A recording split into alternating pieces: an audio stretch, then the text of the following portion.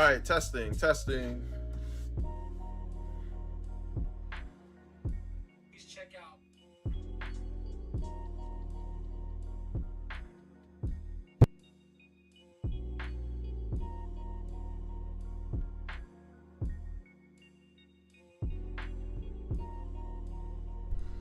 Testing. Testing the mic. 1, 2, 3.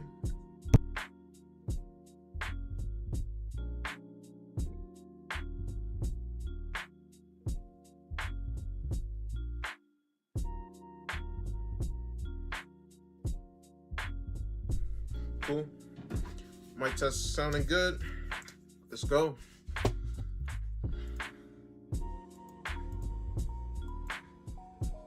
That's not the right screen. Actually, no, it's not the right screen. I think this is the right screen.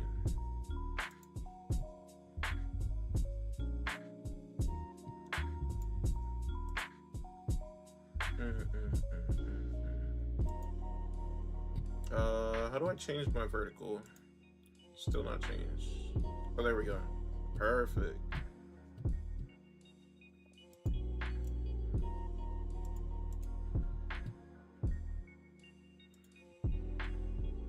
Alright, let me see what this is looking like. So if I full screen this and I go here, you can see Chris. Is there any way to see if I can make this a little smaller?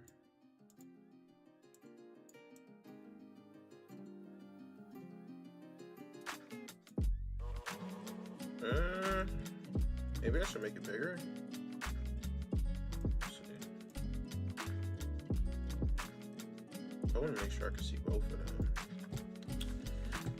Alright, I think that should be okay. Let me just skip to another frame, see if everyone is like...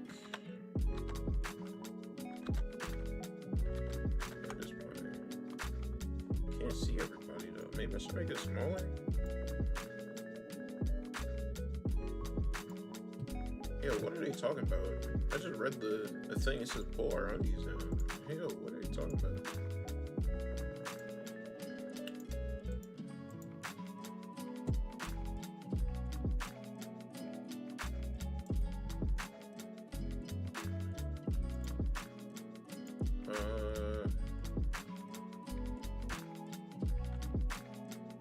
Let me see. Can you see everybody in the video?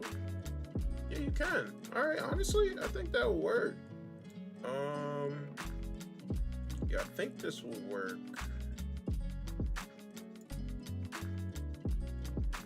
That'll work. Let's do it. Let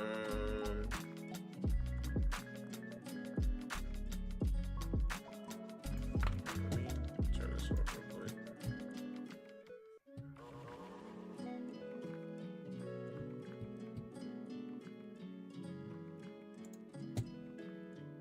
Let's put this back to the beginning. Let me just double check this one more time. Okay, good. All right, awesome. Let's pause the music and record it.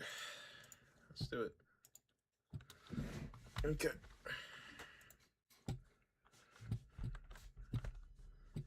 All right, so I need to go to, what's the first video I'll do? This one? Which one came first? This one or this one? They're both from 9 years ago. All right, well, we'll do this one first. That's fine. Okay. Let me record. Okay, good. All right, let's see what we're looking at.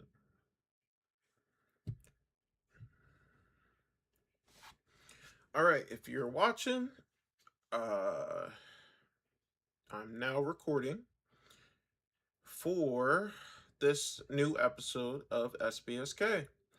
I'm going to continue this series and try to commentate as many of these as possible and see if I can teach you guys something about the disabilities or if I learn anything new about people with these disabilities.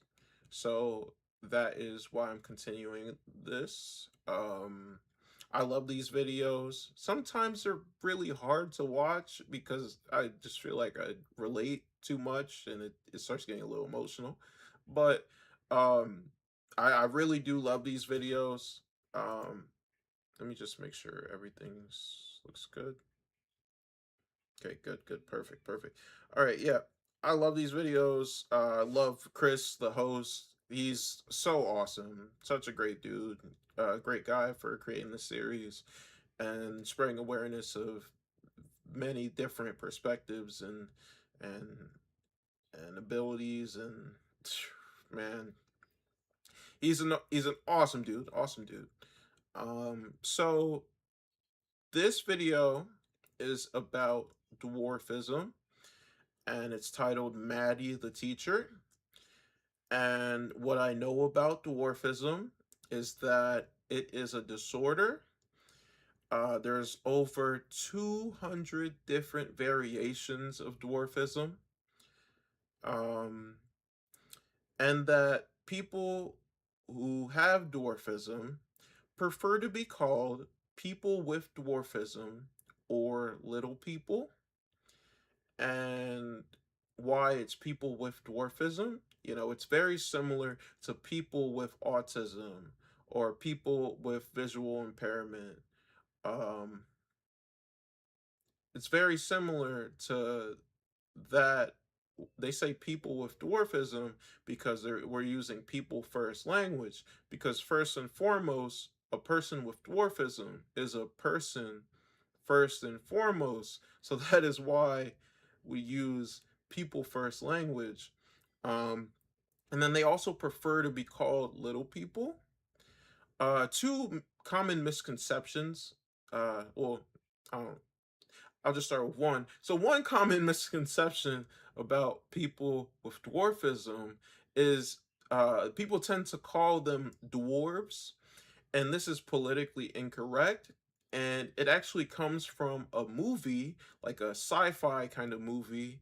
And the way they came up with that was because they took dwarfism, and on the planet in the movie, um, there are I guess little people, and they basically took the term dwarfism and made it into dwarves. So it's actually politically incorrect, and that is where it comes from.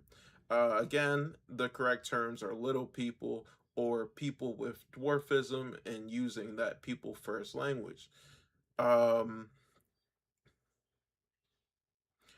yeah, that's really all I want to say about people with dwarfism. Um, Actually, there tends to be social stigmas towards people with dwarfism. Um, for some reason, people just can't accept that people look different and talk different and act different, and either are prejudiced or just mistreat people who have dwarfism. Um, and this social stigma dates back to almost 100 years. Back in the 1920s and 1930s, people would essentially call people with dwarfism. Uh, they would treat them like they're not human. They would use them as, I believe they're called sideshows, um, where they would quite literally put people with dwarfism into cages and laugh at them and just dehumanize them, and it's so horrible. But thank goodness times are not like that anymore. But that's where derogatory terms uh came from as well, back way back when they were mistreating these people. They came up with these terms that just inappropriate, so um yeah, so that's what I know about dwarfism. And let's get to the video. I hope I can learn something and also get to know this person named Maddie. What is something that's special about you? I am little and I can run away when people doesn't see. Maddie and Briella have dwarfism and dystrophic dysplasia, so it's hard for them to do things like other kids can. Wow, this kid is very informed about, I'm guessing it's their siblings' condition. Um, naming the type of dwarfism and the what they struggle to be able to do. I think that is phenomenal because she looks like a very young child. Like we can't stand on our head without. What'd she say? Yeah, like we can't stand on our head. Let me turn off the closed captions real quick because there's already captions. So she said, like we can't stand on our head without holding on to the wall. Without holding onto the wall. What do you want to be when you get older? I want to be Good question. a teacher and a mommy. Why would you like to be a teacher? Because I want to boss people around. Are you going to boss me What?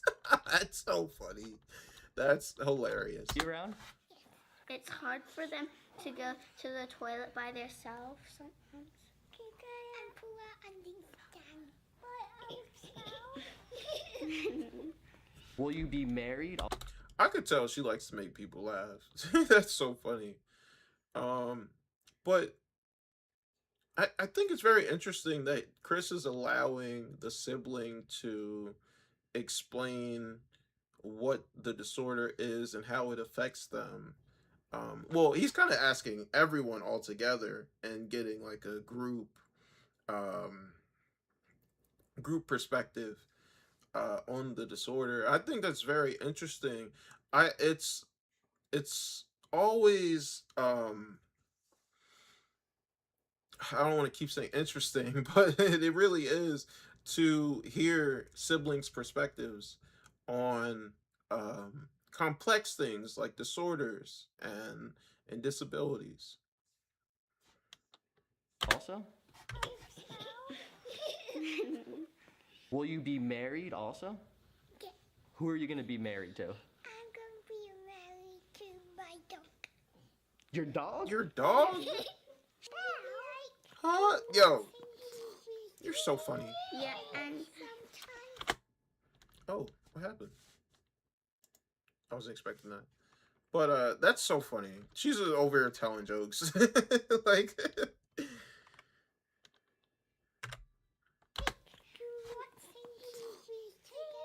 that's yeah, nice. and sometimes if they're freaky, we like I control eyes and we peek and we run go to your house. That is awesome. I love that they have those bonding experiences together. Um, just like normal, regular people. I say it all the time. People with disabilities are people first and foremost, and they have interests, abilities, um, shared interests, siblings, just like everybody else. Um, I it's it's just so obvious, but a lot of people don't realize it. Homework Let's do a, eyes and we peek and we run go to your homework. let's do a mean face. That's not a mean That's face. not a mean face. You over here Can you smiling. do a mean face or are you too nice? I'm too nice. we're sisters and That's friends, funny. and we're family. Yeah. And we're also best friends. Yeah. Wow. Well, that was very. Oh, it was only a minute long. Yeah, that was a short one. But yeah, that was Maddie the teacher. In parentheses dwarfism. Um, yeah, Maddie seems like a very nice girl. She likes to make people laugh, obviously, and I think that is awesome. Thanks for watching that very short, this very short commentary video, but um, it's good to watch these and to learn more about people's perspectives and you know, hopefully I can educate you all about various disabilities. So thank you for watching.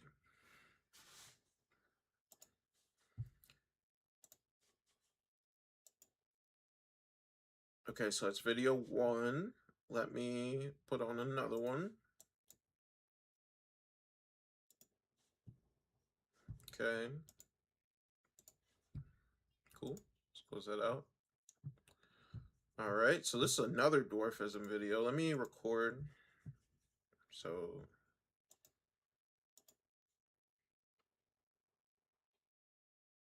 all right, just making sure I'm recording. Awesome. Okay, so this is another dwarfism commentary video. So as I've said before, there are over 200 different variations of dwarfism, and I believe in this video they will be talking about a different variation of dwarfism. So people who have dwarfism prefer to be called little people or people with dwarfism, and why that is because it's similar to saying people with autism. You know, we're using people first language. So you know, people with autism, people with intellectual disability, people with visual impairment, yeah, or people with dwarfism. You know, we're saying uh, people first because they are people first and foremost. You know, they're not just their disability. They have this condition, but they're not their condition, you know. So, um, yeah, and then is there anything else I want to mention about dwarfism? I literally just recorded another video on dwarfism, so I don't want to repeat too much, but um over 200 types, people with dwarfism. Oh, so a common misconception about people with dwarfism is that a lot of people call them dwarves. And where this comes from is that there was a movie, I think it was in like the 70s, something like that. There was a movie, it was like a sci fi movie. And in the movie, they had a planet with many, many people with dwarfism. And they took the name dwarfism and called the people dwarves. So the term dwarves uh, or dwarf is politically incorrect, and that is where it comes from. As I've said, people with dwarfism prefer to be called little people or people with dwarfism. So that's all I got. That's all I really know about um, people with dwarfism, and I'm excited to learn more either about the condition or learn more about the boy that is in front of us. So the title of this video is called The Miracle Man, and in parentheses,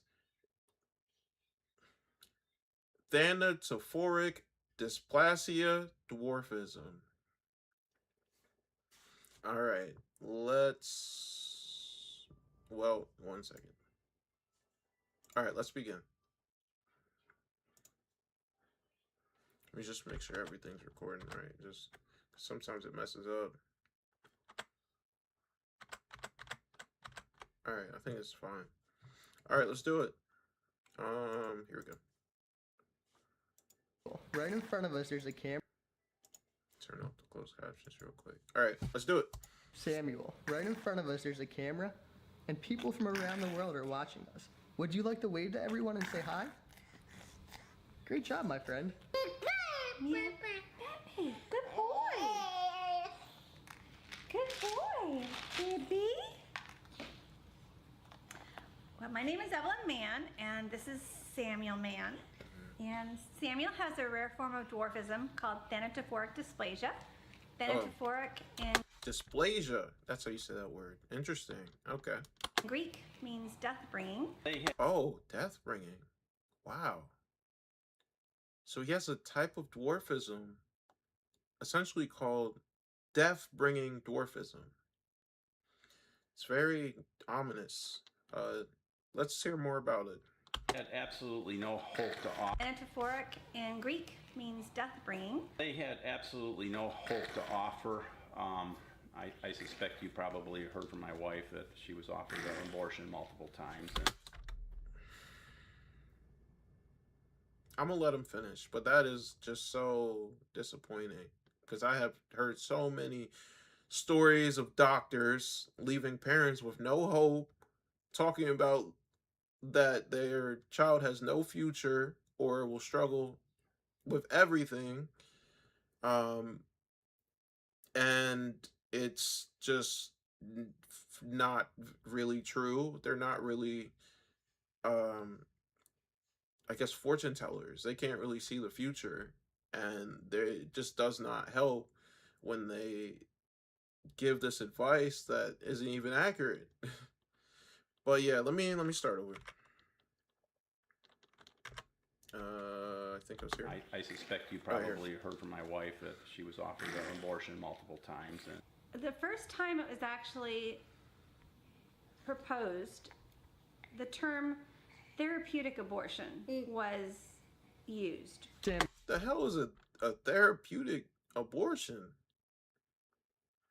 Oh my god, that just sounds like ableist, like,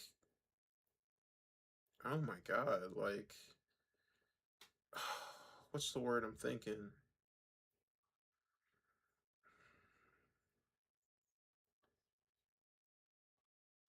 I can't think of the word right now. I'm literally blanking on it. What is the word I'm thinking of?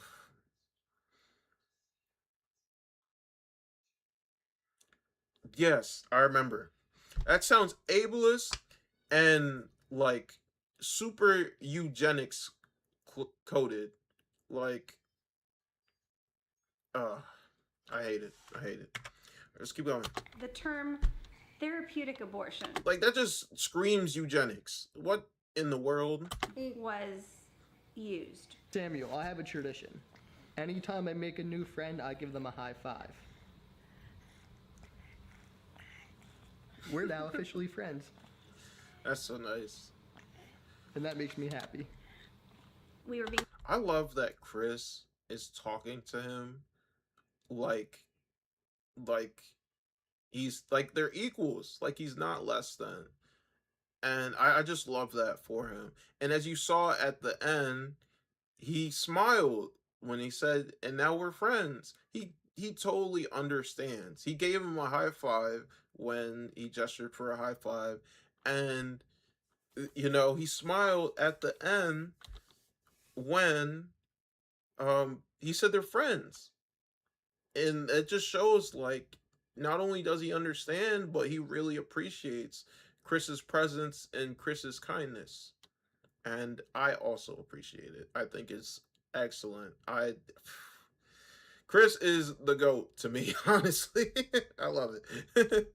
told that Samuel would only have a little time, possibly after he was born, and even if I had just that little time, I wanted that with him. How old is he now? Good. That's good. That's excellent. Oh my god. So the doctors tried to convince her to abort him and that there's no hope for them. And thank goodness that this mother, you know, held on to hope and held on to that she wanted to keep him despite many doctors saying it's a terrible idea. I Man, when I hear stories like that, it just makes me mad because I've heard so many stories of doctors saying that kids won't be able to do things. Stories of well, honestly, not just doctors. I've heard of educators putting down children or underestimating them or undervaluing them because of the severity of their disability and not even knowing the potential or the possibilities of, you know, this person with disabilities. I that stuff just makes me so mad, honestly. Like my blood is boiling right now. I gotta be honest with you. Yeah, but let's continue. He was born, and even if I had just that little time, I wanted that with him. How old Good. is he now? 11 years old. Wow, 11 years old. And they said he was only going to survive for like a week or two. Like, and now he's 11 years old. Like,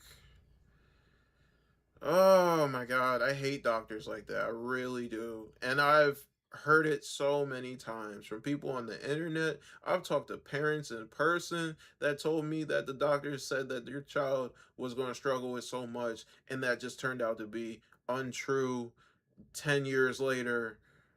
And it's like they do struggle, but it's nowhere near as horrible as doctors tend to tell parents. Like they really do paint the gloomiest picture and leave them with no hope, little to no support, little to no direction, and it's just so infuriating. But man, thank goodness for this family having hope for, I believe Samuel is awesome. He's 11 years old now, and as you see, he's happy. He seems to have a good connection with his parents, and he seems to be able to build connections as he's doing now with Chris, who I'm sure he just met, um, before this video. So I think that that side is wonderful, but man, do doctors like that make me upset. Oh my goodness. All right, let's do it. Little time, I wanted that with him. How old is he now? 11 years old. Yeah, 11 years old, gonna be 12 years in August. I know Wow. he's 11, and he's, working on verbalizing. So that is quite delayed, but at the same point, we celebrate it. I'm amazed at how this kid smiles, and you may not be seeing it right now, but he can just light up a room. Yup. Ah. Oh, this is awesome. I've heard similar experiences to many people, many parents of people with disabilities, especially severe disabilities. They really are their pride and joy. Um, Over time, they begin to see, like, wow, my child helps me see the good in life and helps me look or hope to for a better future, and helps me want to live up to my personal potential, or I guess their own personal potential, so that um so that they be them best. Oh my whew, what am I saying? So that they will be their best selves, and so that they can inspire their children, and so that their children can live happy lives, as happy as they can. And I think that is just so awesome and is very common in these videos. So I'm glad that I get to show this side of raising people with disabilities and living with a disability.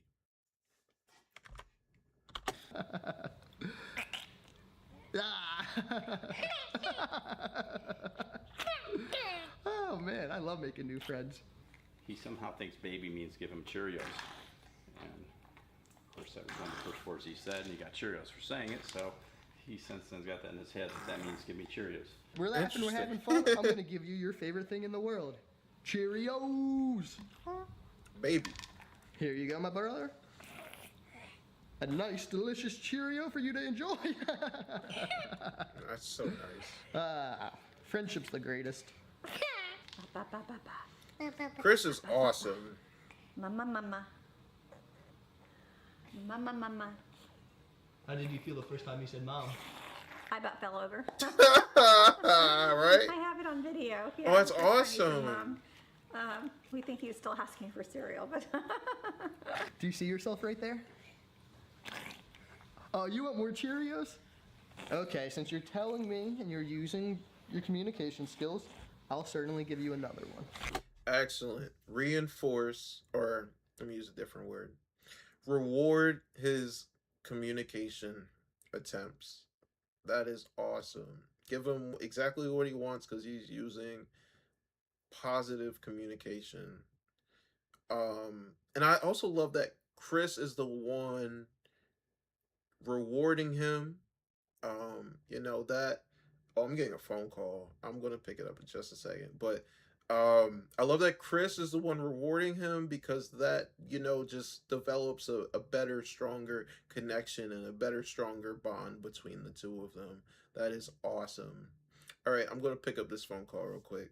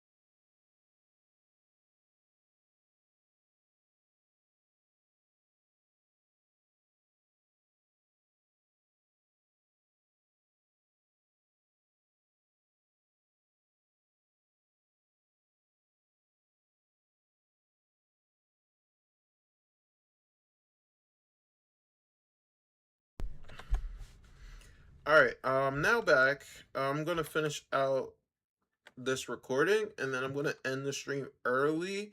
I did want to record another video, but I gotta go help my cousin. So I'm gonna just end the stream early, and I'll probably just stream tomorrow or the next day, something like that. So or if I can just come back later, I might do another stream. So yeah, let's finish out this video. And yeah, let's do that real quick. Let me just make sure all my audio is working. That's still recording. Cool. All right, let's do it. Telling me and you're using your communication skills, I'll certainly give you another one. There's definitely some people out there that think you should just this is a terrible diagnosis and it can't be survivable. And I think the point is that it can be survivable. There's probably a lot of other diagnoses similar that can be survivable. Mm-hmm. And I think it's actually, from my point of view, the work you put into it is worth it, because you get this beautiful, happy child out that's going to surprise you every day. Mm-hmm. I had a lot of fun speaking. Man, what the heck? I am not a saint. What? Yo, no. I'm sorry. I was gonna go help my cousin. Well, he wants me to go pick him up, but I think I might watch that video next. What in the world? What does that mean? I am not a saint. What happened? Did Chris get canceled? Yo, hold on. All right, I lost my train of thought. That threw me off. What did the dad say? Let me go back. Oh yeah, that's right. He said the point is that it is survivable. Yeah, I wholeheartedly agree. I can't stand doctors that just tell you that you're hopeless and that your child has no future and there's no hope. Um, because it's just not. First off, it's an opinion. Second, it's just not like it's not accurate and tends to not be accurate in the long run. And they said this kid is not going to live 2 weeks, and he's almost 12 now. Like, good God, those doctors just make me angry, man. Just make me angry. I'm glad that his parents recognized that it's still worth the chance. It's still worth the fight to fight to help their child and to fight to continue to take care of their child. And despite whatever the future may seem, especially with whatever the doctors were saying, um, despite how bleak the future may seem, they stuck around and now they're seeing the fruits of their labor. They're seeing the fruits of having a child with severe disabilities. And, as the dad said, the child, Samuel, brings him lots of joy, brings his mom lots of joy, and seems very jolly. And I'm just happy for them. I'm happy for his family. I'm trying to focus on the positive because the more I think about those doctors, I just get so worked up. Um, yeah, so let's finish it out. And then I'm gonna watch that other video with Chris that said, like, I'm not a saint. I hope he didn't get canceled or did something really bad. Diagnosis is similar that can be survivable. And I think it's actually, from my point of view, the work you put into it is worth it, because you get this beautiful, happy child out that's going to surprise you every day. I had a lot of fun speaking with you. Can I have a kiss? Mwah. That was very adorable. Chris probably asked his parents, like, hey, what does he like to do? How can I relate to him? And his parents probably said, oh yeah, he likes when you blow kisses. So that's probably why he did that just now. So yeah. Oh wow. Well, before I move on, so that was the Miracle Man, in parentheses, thanatophoric dysplasia dwarfism. So I found that to be a very insightful video. I love hearing about parents that are at peace, that love to love their child, um, especially, when they have severe disabilities, and a lot of people would be like, "Oh, I feel so bad for them." But as you see, the parents are very happy and they're thriving, They're making the most of everything that they got, and they're living with faith.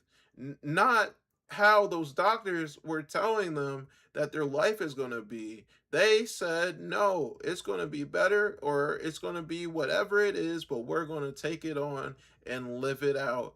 And as you see, they're thriving as a result of having faith. I think that is absolutely amazing, and very inspiring. So I'm grateful to have watched this video. If you enjoyed the video, please leave a like, comment, share, subscribe, follow my Instagram at the Advocating Brother. A lot of new videos in the works, of all different types, relating to music, advocacy, and even a little bit of gaming, specifically chess currently. So yeah, check me out if you like the video. If you don't. All right, thanks for watching. Peace.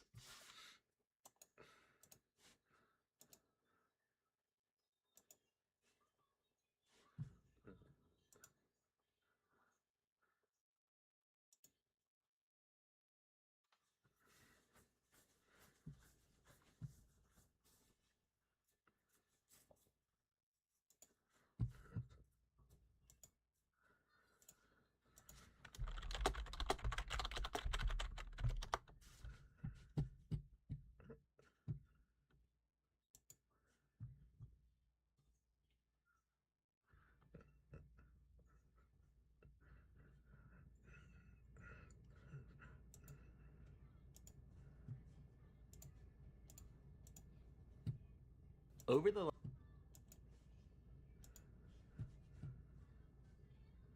right, let me record. Just making sure I'm recording. There it is. Good. That's recording. Good. All right. So this video popped up in my recommended, and the title scared me. So that's why I clicked on it. It's titled "I Am Not a Saint" by SBSK, and I am nervous to um watch this one. I don't know what it's going to entail, but give it a like because it's Chris. But I'm hoping he's not going to say something so unbelievably outlandish or cancelable. I'm hoping that's not the case, but you know, let's watch and find out. And so it's titled "I Am Not a Saint" by SBSK. Okay, here we go. Over the last 11 years, I've filmed hundreds of interviews with people of all ages and all disabilities. During that time, I've rarely shared my own thoughts. That's intentional. I believe these interviews are more powerful when I create space for people to share their truth without me projecting too much of myself onto them. That is what makes him a great interviewer. He asks some really powerful, complex questions to people with various disabilities and various perspectives, and gets some really unique, interesting answers each and every single time. And I mean, that really just is what makes him such a great interviewer. He lets the person he's interviewing do most, if not all, the talking, because it's about them and their perspective. And everybody knows what it's like when a host doesn't just let the art, or let the person talking talk for themselves. Like, when I what I really think about is like a radio DJ that goes like, "Brr, brr, brr, brr, brr. Yeah, local Philly DJ 215, come on out, brr, brr, brr, brr, brr," and he just keeps changing the song. Like, I hate DJs like that. I really do. And then they're blasting a bunch of different sound effects, and I just want to hear the music. And they play like a quarter, not even a quarter, like 20 seconds of a song, and then switch to the next song, and then switch to the next song, and then keep blasting that air horn. Like, that is not a great host, you know? I think what's better is to just let the music play and let it speak for itself. So similar to Chris, ask the question and let the people talk for themselves and let their story um be the main focus. There's no need to interject often or even at all because it's not about the interviewer, even though it is his channel. But these are interviews, so where you're broadcasting various, I guess I that's not the right word. Various perspectives. So that's just I agree. I agree. I think it's way more powerful to just let people talk about themselves, as that's why we're watching. We want to learn about those people. We want to learn about those disabilities. And although Chris is a very interesting guy, um we want to learn about the people featured in the videos. And frankly, I think that the last thing the world needs is another person constantly sharing every single opinion they have on the internet. But there's something I've noticed recently that I feel the need to address. Okay. Lately, many people have been calling me a saint or an angel in the comment section of SBSK. I know these words come from a place of I was about to say, is that a bad thing? An angel? I mean, bro, you're a really good dude. I mean, I don't think anybody else is out here dedicating their lives to interviewing people with disabilities. Like, most people aren't in the space of helping people with disabilities. And as I've seen in his story video where he explains his story, he he wasn't even planning on being a special ed teacher.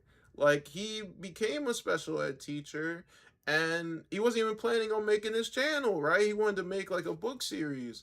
Like like I don't know. It just seems like everything, all the moves he was making just benefits people with disabilities and people without disabilities on a vast scale, and he's been so consistent with it. He's still doing these interviews to this day. I don't. What's wrong with calling him I guess an angel or a saint? Let's see. kindness, and I do a comment section of SBSK. I know these words come from a place of kindness, Exactly. and I do appreciate the love behind them, but these comments are actually counterproductive to what I'm trying to accomplish with these videos. The Interesting. mission of this channel has always been to create a kinder and more inclusive world. What I do on this channel, treating people with dignity, respect, Yeah, patience, that's what you're and supposed to giving do. them the space they need to communicate Exactly. is not extraordinary. It's something Yeah. every person on earth is capable of doing. And Yeah, it's also exactly. something every person on earth deserves. When Exactly. I somebody agree. calls me a saint, it sends the message that this type of compassion is unusual or reserved for just a certain type of person. And Oh, I see what he's saying. Interesting. Huh. It's an interesting perspective. And I do agree. I think, that's the bare minimum, in my opinion. Treating people with compassion and respect. That's the bare minimum. I feel like, I don't know. I feel like people are calling him an angel because he devoted his life to sharing these perspectives. Not so much about how he treats them. Interesting.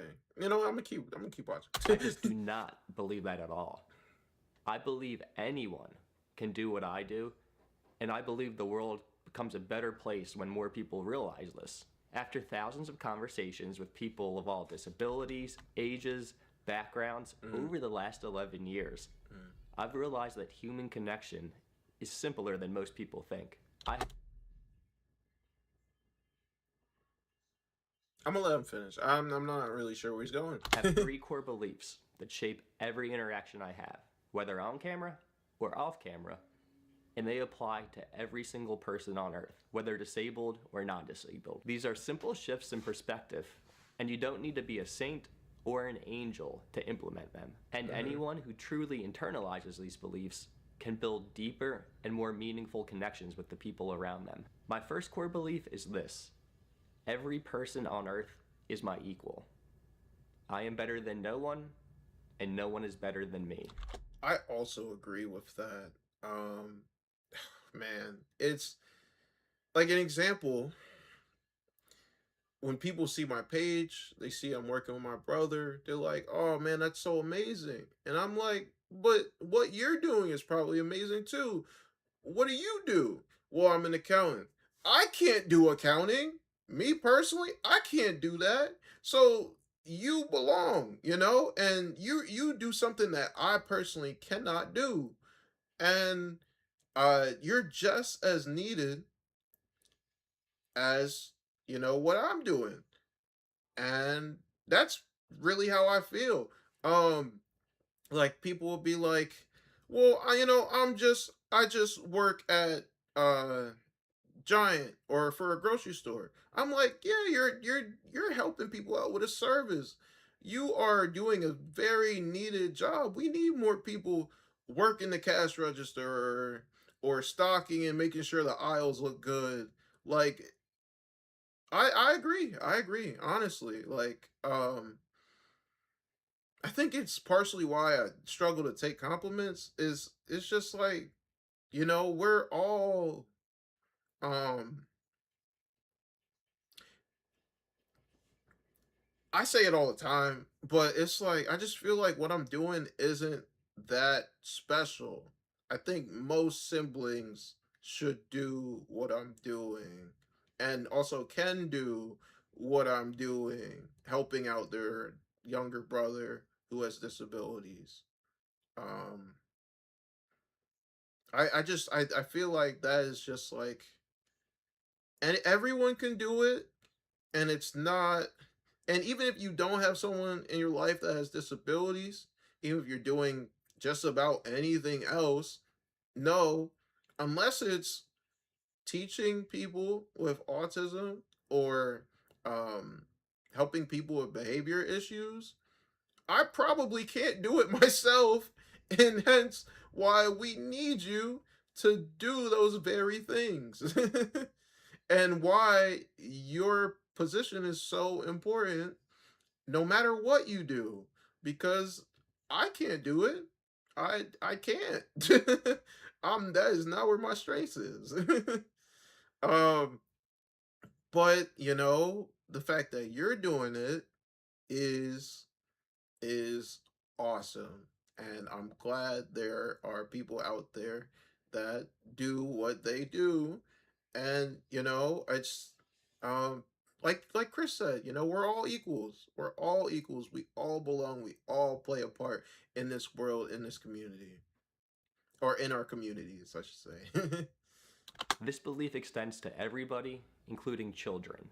Hmm. I believe children deserve respect and kindness. Agreed. Of course, I believe in rules and discipline, but rooted in love. I've been on this planet longer, and I see it as part of my responsibility to help protect and guide younger people. But I still see children as people. They're simply people who arrived here on this cool little planet Earth of ours after I did. And my actions, both direct and indirect, will shape who they become as adults. And with adults, I often think in the opposite direction. I wonder what their childhood was like.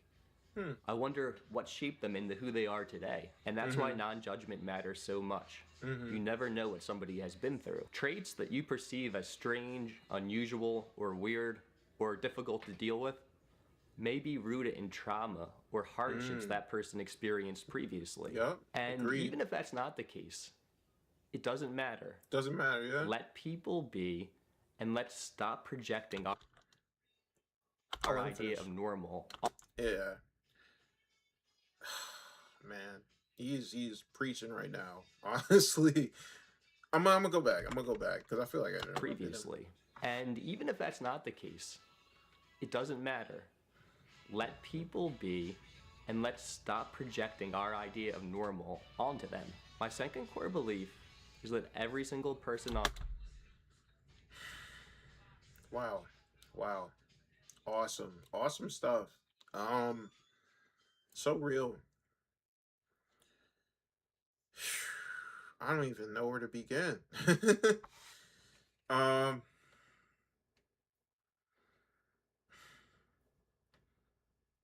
People are just people, and take people as they are, as they come, and see them as people. um I feel like that's just to keep it simple, you know. Don't be prejudiced, right? And just interact with people. Just be kind and respectful. He said it. He's nailing it right now, honestly. earth deserves respect, kindness, What? is that every single person on earth deserves respect, kindness, patience, and non-judgmental communication. Regardless Agreed. of how somebody looks or communicates, they deserve to feel valued. It Agreed. doesn't matter if a person is awkward, socially anxious, loud, quiet, Yep. or different than what you perceive as normal. They still deserve to take up space. Yeah. They still deserve dignity. They still deserve kindness. Exactly, The only time I'll exactly. lose patience with I see why it's called I'm Not a Saint. I guess people are saying like he's an angel because he just treats people with respect. And while a lot of people in this world are disrespectful, but not treating people with dignity and compassion and kindness, that is like the bare minimum. And I totally agree with him. I see why it's called I Am Not a Saint. I'm just glad it's not something insane or um illegal or immoral. I thought this was an apology video. I'm not even gonna lie, man. I literally thought like oh man, so many apology videos out there, right? I thought it was gonna be one of those straight up. No lie. someone. All right, let's go back. They still deserve kindness. The only time I'll lose patience with someone is when they're harming others or infringing on the rights of others. Outside of that, I'll always do my best to make somebody feel valued, because they are. My third core belief, Let me go back. harming others, I feel like I missed still what he deserve. said. The only time I'll lose patience with someone Okay. is when they're harming others or infringing on the rights of others. Outside of that, I'll always do my best to make somebody Like a true advocate. That's right. feel valued, because they are. My third core belief is that every form of communication is valid. What? Preaching, man. Man just preaching. I wholeheartedly agree. And that's why I don't push verbal behavior on, well, let me not say verbal behavior because that's something different. Why I don't push speaking onto my brother, like, really ever, unless it's like with manners and stuff, because it's good to practice having manners. Or if he's doing like a behavior that is harmful, then I'll show him a replacement behavior like, oh, don't pull on the door handle of the door. If you want to go, you can say go, you can tap me on my shoulder, you can point, you can do any of those things. Don't pull on the door handle, because what if the door opens up, which has happened before. Thank goodness he didn't fall out or nothing, but it opened up a little bit, but that's because he's trying to tell me, oh, I want to go, I want to do something, by pulling on the door handle. And I'm like, no. But man, Chris is preaching, man. When I talk to my brother, sometimes he looks with his eyes, sometimes he points, and if I see him look with his eyes to the door, I say, oh, do you want to go outside? Yeah, right. Because I'm letting him communicate however works best for him, whether it be pointing, whether it be with his eyes, whether it be sign language, whether it be using his words, um, whether it be like an iPad or like a an A8, or let me not use these acronyms, or a communication device that's made of paper and that's in a binder. Whatever it is, I'm I try my best to work with him where he is, as he is, and that is that. Man, Chris, your three truths, they're real, man. They are very real. I wholeheartedly agree.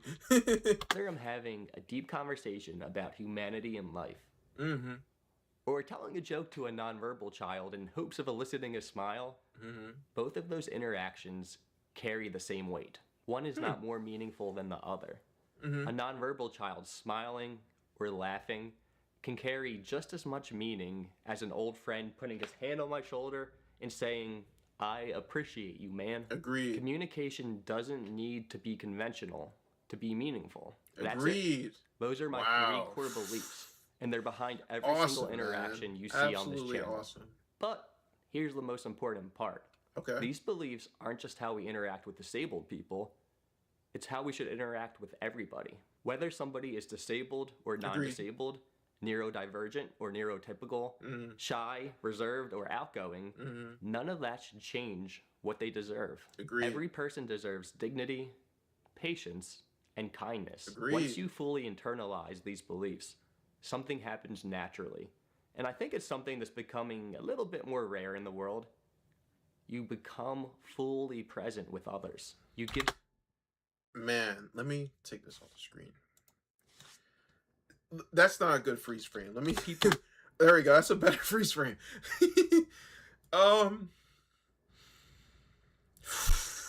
Man, he's so right. Like when I talk to parents or I talk to people with disabilities or people that are nonverbal, I notice cues. Well, let me start with people that are nonverbal, that are people with disabilities. I notice cues that many wouldn't notice. Um, various little hand movements. Even if they mumble something, usually I can decipher what they're saying because I'm just locked in on on how they are, who they are. Um, and yeah, and then as far as parents of people with disabilities, or even just other people, I'm listening to their story with no judgment at all, even if we have disagreeing political beliefs or disagreeing opinions or disagreeing anything. I'm listening to them. I'm all ears and I'm totally open to hearing what they got to say because I totally understand that everybody has different perspectives and have different ways of seeing life, and everybody grew up differently. Everybody just sees life differently, and that I'm more than willing to accept and work with them regardless, even if we differ completely. Um, the only lines I draw is when I guess people are being like hateful and ignorant, like ignorant on purpose, like not even like just disrespectful, essentially. Um, because that's just not right. Being mean, disrespectful is not going to get us anywhere. Having a civil conversation about whatever, that'll only get us further. You know, and I love that he sees everyone as equals. That is excellent. That is excellent. That is. I don't want to call him a saint or an angel because he says I'm not a saint or an angel. That's the bare minimum. But like he really is a class act. A lot of people are rude nowadays. A lot of people it's just just don't act right. And you act right. You treat people with respect and compassion, which again should be the bare minimum, but it doesn't seem to be the case sometimes. You know, but I'm glad he has these videos out so people can learn these types of things, learn empathy, and try to emulate the way that Chris interacts with people with disabilities and emulate that type of style with people in their own lives and the people that they see on a day-to-day basis. So, yeah. All right, let's see what Chris was saying before I rudely interrupted him. in the world, you become fully present with others. You give people your full attention. You put down your phone. You stop thinking about what you're going to say next. Exactly. You stop waiting for your... That's something that's something that if I feel myself doing, like I start thinking of an answer before they're done speaking, I have to like mentally tell myself like, no, I'm listening right now. I shouldn't be thinking. I'm listening. And then I push away those thoughts because I would love to answer questions perfectly, but that's not being human. We're not perfect, you know? So, and you're kind of ruining the connection, the experience by being in your head and thinking while talking to somebody. So that's something that I personally got to work on because I tend to get sidetracked very easily, or I'll see something and I'll just be in my head, and I got to just be like, no, I'm listening. Let me just actively listen and interpret. And if I need to take a pause to really think about what to say, I do it after I'm done fully listening. Um, and these are skills that, you know, they get built up. I started building them when I was in college because, you know, I'm working with other students, I'm working with professionals. So I need to learn how to actively listen. I need to learn how to pause and reflect and then, um, you know, make an answer afterwards. So, you know, these are skills that can be built up that you have to be consciously thinking about, like proactively working on to build those skills because it's so easy to let your mind wander, especially when someone's talking to you, or to think about what you want to say uh to them, um while they're talking to you. But you know, it's good to make a quick little mental note, like, oh, maybe like think of one word that will remind you of what you wanted to talk about. But aside from that, it's best to just actively listen, as Chris is saying. Very wise dude. Honestly, I don't know. I feel bad saying he's like a good guy now because he really is doing the bare minimum. And I know that, but at the same time, not everybody has a channel where they're interviewing a bunch of people with disabilities and getting their perspectives and spreading awareness and creating like a spotlight for people. A lot of people, you know, they went on his page and now they're very popular now because he gave them a platform for them to speak on. I think that is absolutely incredible. Yeah, I think it's just so amazing, honestly. But let him finish. phone. You stop thinking about what you're going to say next. You stop waiting for your part of the conversation. You just listen. Exactly. And that communicates to others that in this moment, they matter enough to have your full attention. And Wow. you'd be amazed at how much that Real. can mean to somebody. So many people go through life feeling unseen, unheard, and dismissed. Sometimes and the most dismissed, meaningful thing you can offer. especially dismissed. Unheard. A lot of people like that. A lot of people feel that way. Feeling unseen, unheard, and dismissed. Sometimes the most meaningful thing you can offer somebody is just genuine presence, especially in this hyper-digitalized world. So no, I'm no saint, and I'm no angel. If there's anything at all that's worth recognizing in my work, it's not sainthood. It's how hard I work to remain present for others. It's the willingness to slow down. I think that's what I said. Wait a second. I hear my brother in the kitchen. I'll be right back.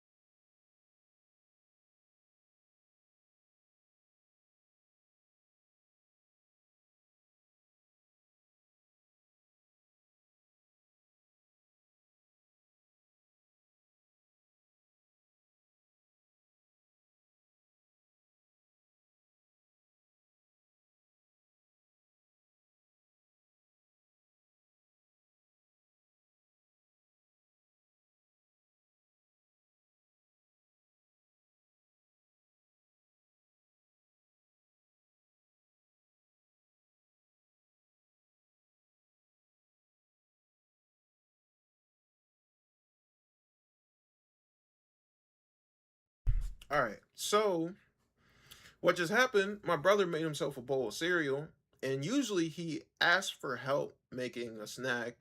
Um, that's how we usually work it out with him because what used to happen was whenever he made himself a bowl of cereal or like some chips or something, he would dump literally the entire box or bag in this bowl, in this tiny bowl, and spill it everywhere.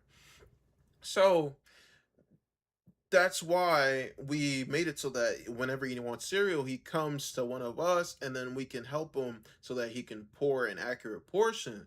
But my brother, he leveled up recently. Just starting like I think like 2 weeks ago, he started making his own bowls of cereal without asking for help, and he does it with perfect portion control.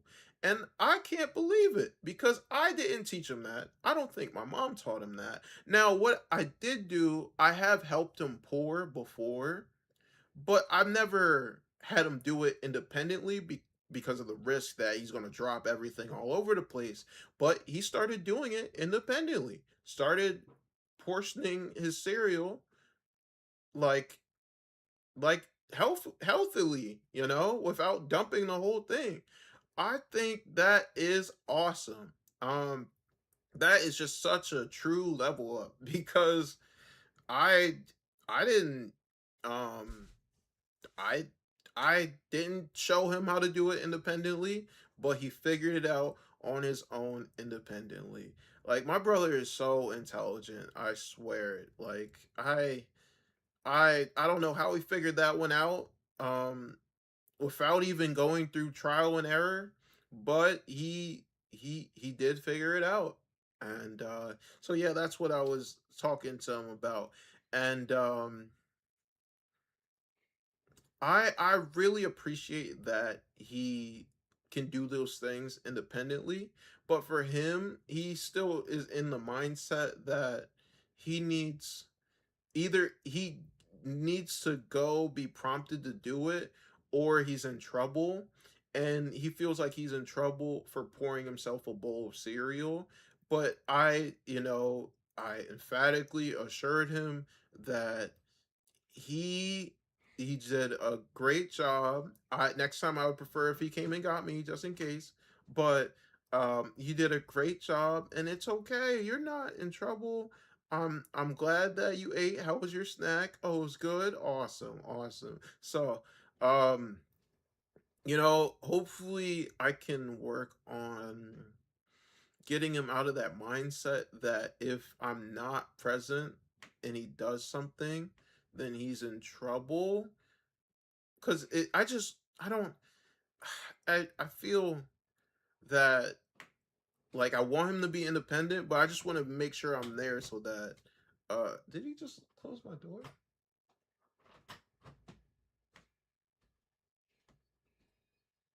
Okay. Yeah, so that he um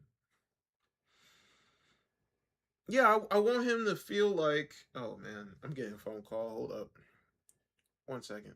Well, I'm gonna finish my statement. I want him to feel like he can do things on his own, but and feel comfortable getting me to supervise him as well. So that's all it is to it. I'll be right back. Gotta take a phone call.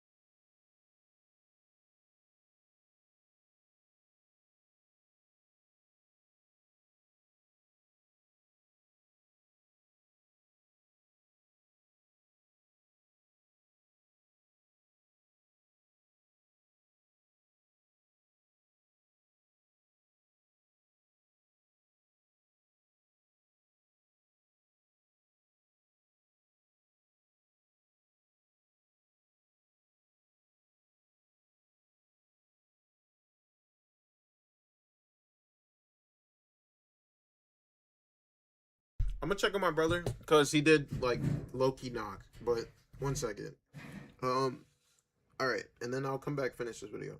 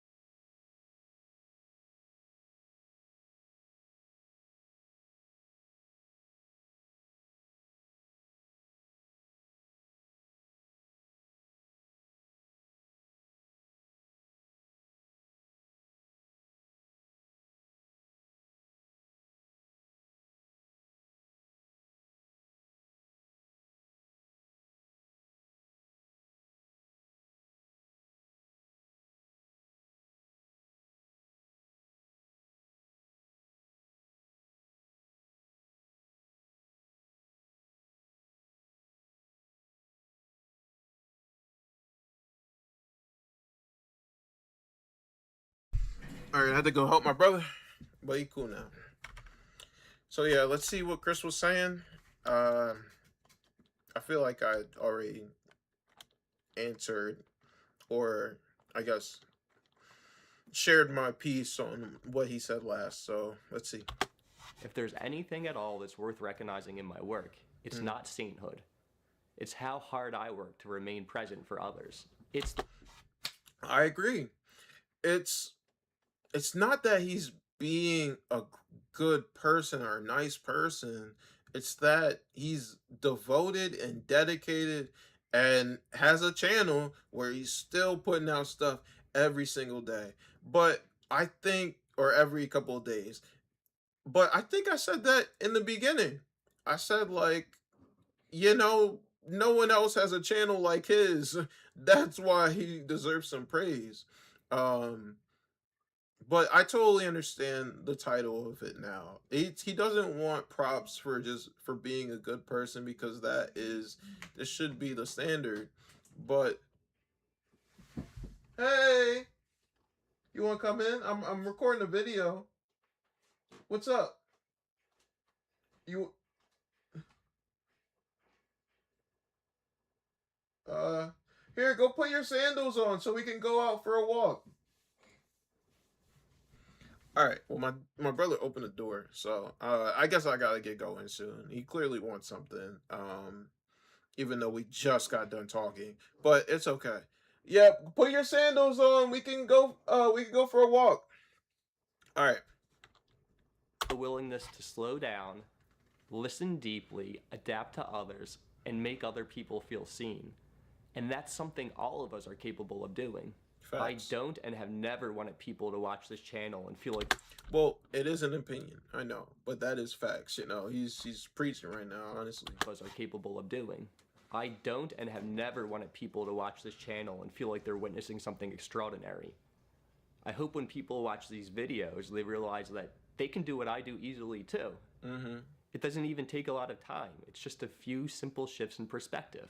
I hope you know when you watch these interviews that the type of connections you see me forming with others, it's available to all of us. Facts. The world doesn't We all can be friends or friendly to people with disabilities. If you really want to be friends with adults with disabilities and you don't know any, I'm sorry, Chris, I'm doing you dirty with this freeze frame. become a That's a better one.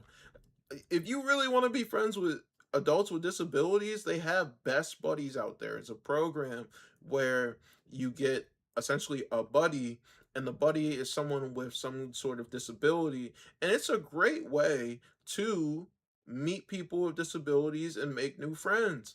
And, you know, I joined Best Buddies when I was in college, like, I don't know, 3 to 6 years ago. And I still reach out to my buddy from time to time. Like, you really do create lifelong friendships by why are you watching me from the door? What's up? Do you want to come in? You can come in. No? All right. This guy's creeping. um yes, you really can build lifelong friendships. Um Being friends with people with disabilities. You know, they want friends. They deserve to have friends, just like everybody else. And you know, they're awesome people. You know, they everybody has um worth and value and deserves, you know, these types of normal human experiences. So, you know, I wholeheartedly agree, and I think anybody can do it, just like Chris, right? But also, like, okay, my brother, he's around, but what was I saying? Yeah, anybody can be friends with people with disabilities.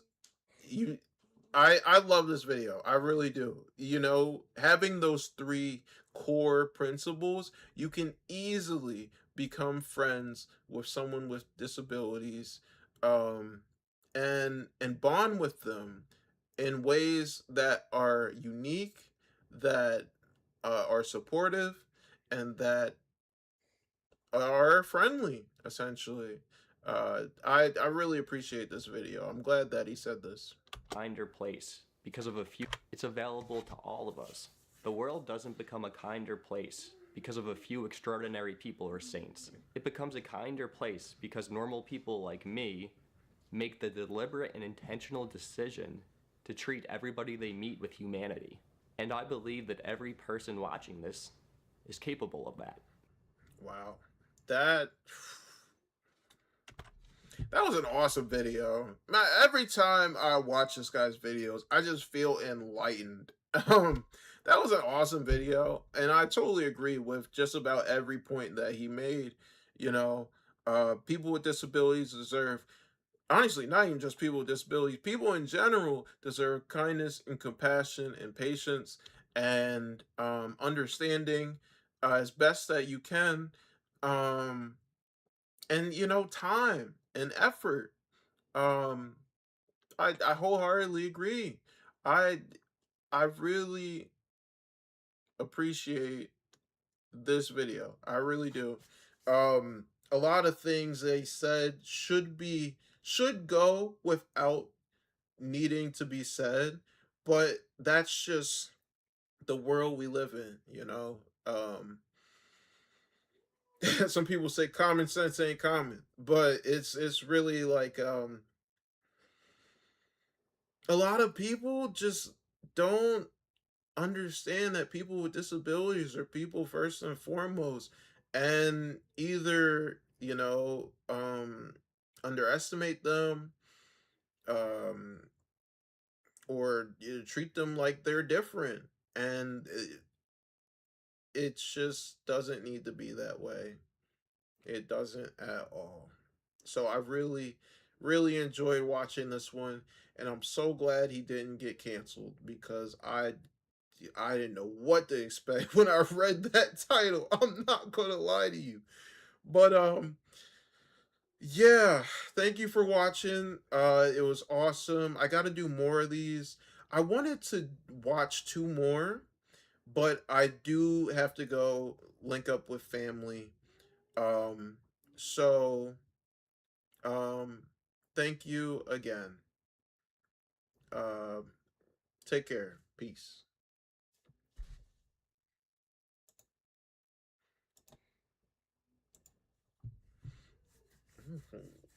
All right. Yeah, let's end out the stream. Um it was great, and I'm just glad I could do this and that I could keep spreading awareness. Got more videos coming soon. Podcast 6 is coming soon. Um yeah.